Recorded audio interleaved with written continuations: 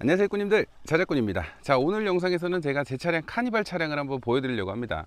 제 차 자랑하려는 게 아니라 제 차량에 꾸며놓은 부분들, 제가 파워뱅크를 만들고 차량에 파워뱅크를 매립을 했는데 캠핑이나 차박을 좀 편하게 하기 위해서 제가 좀 꾸며놓은 부분들이 있잖아요. 그런 부분들을 좀 궁금해 하시는 분들이 있으신 것 같아서 물론 정답은 아니지만 제가 사용하기 편하게 이렇게 꾸며놓은 부분들을 한번 보여드려 보려고 합니다. 그런데 제가 차에 꾸며놓은 부분 같은 경우는 제가 한 번에 이 모든 작업을 한꺼번에 한 게 아니기 때문에 필요할 때마다 처음에는 앞부분 작업했다가 그 다음은 또 뒷부분 작업했다가 또 추가로 파워뱅크를 넣으면서 또 추가를 한 부분이 있어 가지고 어떻게 보면 작업이 절대 깔끔할 수가 없어요. 처음부터 모든 걸 맘먹고 한꺼번에 작업을 했다면 좀 깔끔한 작업이 나왔을 것 같은데 하나씩 하나씩 그때그때 필요할 때마다 작업을 했기 때문에 그런 부분 같은 경우는 좀 깔끔함이 전혀 없을 수도 있습니다. 그 부분 좀 참고하시고 보시면 될 것 같고요. 자, 지금부터 제 차량을 하나씩 한번 보여드려 보도록 하겠습니다. 자, 가장 먼저 저 같은 경우는 야하드 120A 인산철 배터리로 시동 배터리를 넣었습니다.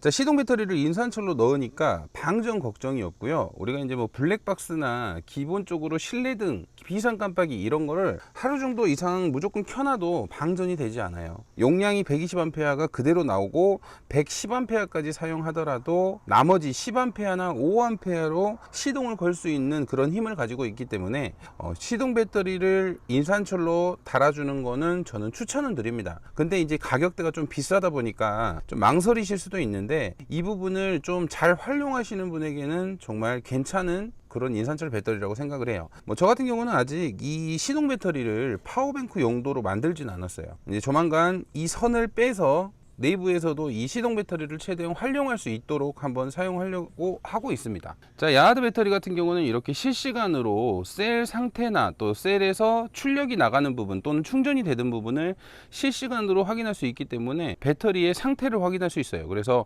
핸드폰으로 보면서 우리가 이 배터리를 활용을 할 수 있겠죠. 어제 캠핑을 하면서 문을 다 열어놓고 블랙박스도 켜놓고 또 뒤에 실내등까지 켜놨는데도 지금 84%의 용량이 남았습니다. 충분하죠. 자, 가장 먼저 시동 배터리 소개였고요. 다음은 운전석 옆에 있는 제가 꾸며놓은 부분입니다. 자, 이쪽으로 봐보시면 이렇게 전압계를 두 개를 달아놨습니다. 그리고 스위치가 두 개가 있죠. 왼쪽 스위치를 누르면 배터리의 전압이 표시가 됩니다. 자, 이 배터리 같은 경우는 이제 뒤쪽에 있는 파워뱅크의 전압이에요. 지금 13.2V를 나타내고 있고, 그리고 오른쪽 스위치를 켜면 역시나 파워뱅크의 전압입니다. 역시나 13.2V고 뒤에 있는 또 다른 파워뱅크입니다. 제 차량에는 파워뱅크가 두 개가 설치되어 있어요. 그래서 운전하면서도 배터리의 전압을 알 수 있게끔 뒤쪽에 있는 파워뱅크의 플러스 마이너스 선을 따와서 이렇게 확인할 수 있도록 했습니다. 그리고 그 아래쪽에 있는 스위치 버튼을 누르면, 자, 이 스위치 같은 경우는 주행 충전기의 온오프 스위치입니다. 저는 태양광하고 주행 충전기 동시에 사용할 수 있는 MPPT를 사용하고 있는데 평상시에 그냥 스위치를 안 누르면 태양광으로만 충전이 되고 있어요. 혹시라도 운행을 하거나 멈춰 있을 때도 이 주행 충전기 버튼을 누르면 이제 높은 출력으로 주행 충전기를 이용해서 파워뱅크를 충전을 해주게 됩니다. 그리고 그 옆에 있는 부분은 블랙박스 온오프 스위치고요. 제가 시동 배터리를 인산철로 달지 않았을 때 그때 블랙박스를 온오프를 해주기 위해서 이렇게 스위치를 달아놨는데 현재는 거의 안 쓰고 있죠. 그냥 풀로 틀어놔도 방전이 안 되니까 스위치는 크게 쓰진 않는데 여튼 블랙박스 스위치, 주행 충전기 스위치, 파워뱅크의 전압을 확인할 수 있는 앞쪽에서 제어하는 부분이 가장 편하다 보니까 이렇게 스위치를 달아서 전압 확인 및 주행 충전기 온오프 버튼을 달아줬습니다. 자, 이번에는 카니발의 2열 부분 뒤쪽에 보시면 이렇게 모서리 부분에 제가 타공을 해서 스위치와 핸드폰 충전 C가포트 두 개를 사용할 수 있도록 했습니다. 자, 이 부분 같은 경우는 왜 이쪽에 달아줬냐, 우리가 차박을 하게 되면 파워뱅크가 뒤쪽에 있다 보니까 전기장판이라든지 C가포트를 쓰려고 하는데 선이 너무 길어야 돼요. 방향이 이쪽에도 하나쯤은 C가포트를 꽂을 수 있는 부분이 있으면 좋겠다 싶어서 이렇게 파워뱅크에서 선을 따와서 스위치를 달고 핸드폰 충전 C가포트 이렇게 달아 주었습니다. 그래서 사용하지 않을 때는 전원을 꺼주고 사용을 할 때는 이렇게 전원을 켜서 사용할 수 있도록 파워탭 개념으로 파워뱅크에 전원을 이쪽으로 옮겨왔다고 생각하시면 됩니다.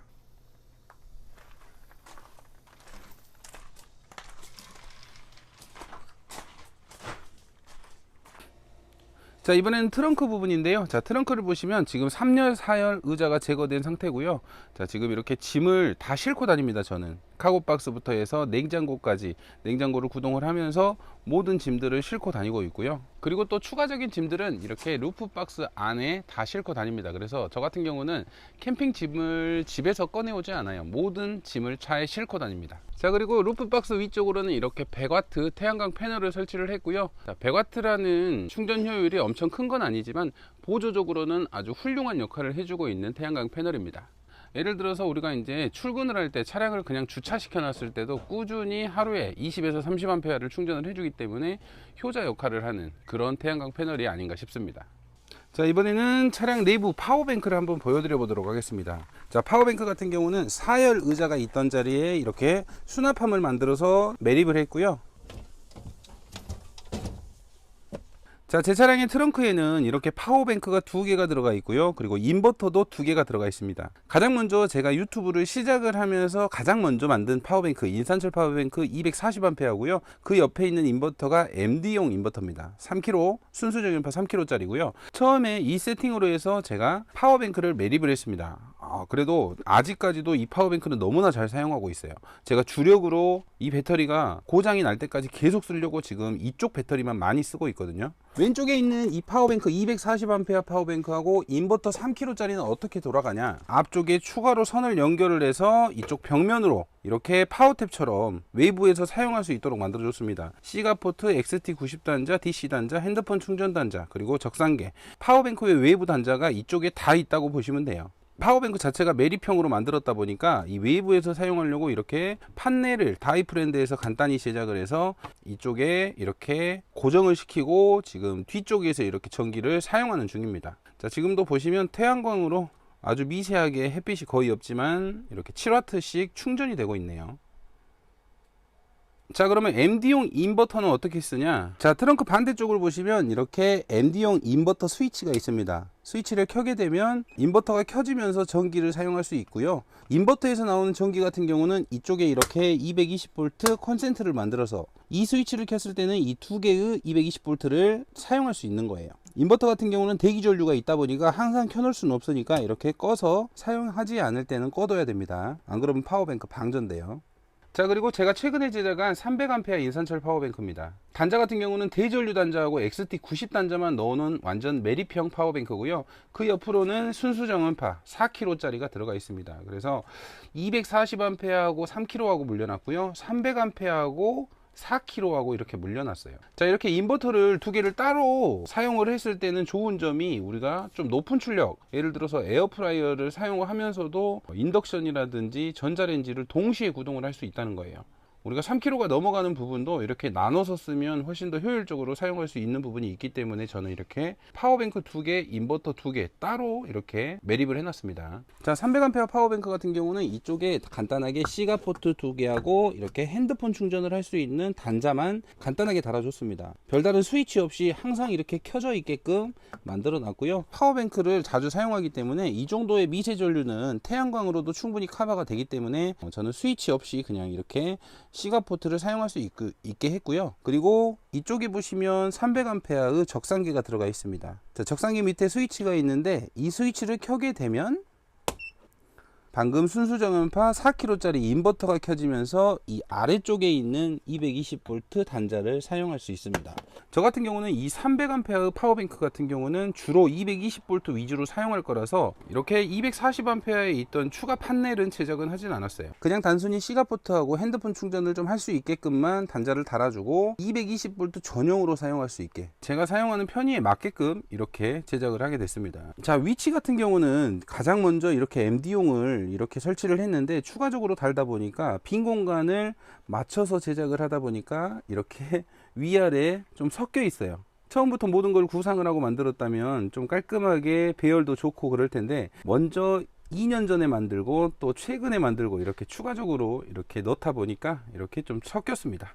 자, 주행 충전기 같은 경우는 MPPT 주행 충전기, 태양광과 주행 충전을 동시에 할 수 있는 50A짜리 주행 충전기를 사용하고 있고요. 자, 그리고 그 옆으로는 우리가 주행 충전기를 파워뱅크 2대를 이렇게 스위치를 통해서 골라서 충전할 수 있도록, 하나의 주행 충전기로 2개의 파워뱅크를 충전할 수 있도록 하나의 장치를 만들어 줬습니다. 그래서 뒤쪽에 이 스위치를 켜게 되면 이제 방금 전에 이쪽에서 충전되던 부분이 반대로 300A 파워뱅크를 충전하고 있죠.